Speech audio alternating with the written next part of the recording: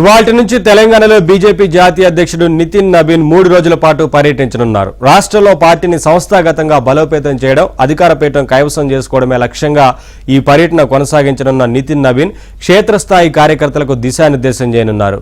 ఒకవైపు పార్టీ శ్రేణులతో, మరోవైపు వివిధ వర్గాలతో ఆయన సమావేశం కానున్నారు.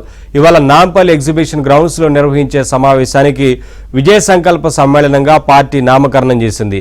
జీహెచ్ఎంసీ, మల్కాజిగిరి, సైబరాబాద్ మున్సిపల్ కార్పొరేషన్ల పరిధిలోని సుమారు 15,000 మంది పోలింగ్ బూతుల అధ్యక్షులు, ఏజెంట్లు, రాష్ట్ర కార్యవర్గ సభ్యులు, కార్యకర్తలు ఈ సమావేశానికి హాజరు కానున్నారు.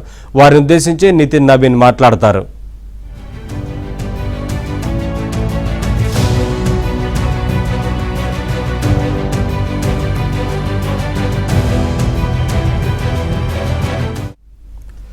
రేపు విబిఐటి కాలేజీలో యువ సమ్మేళనంలో నితిన్ నబీన్ పాల్గొంటారు. ఉత్తర తెలంగాణ పరిధిలోని వరంగల్లో గిరిజనులతో భేటీ అవుతారు. అనంతరం పోలింగ్ బూత్ల అధ్యక్షుల సమావేశానికి హాజరవుతారు.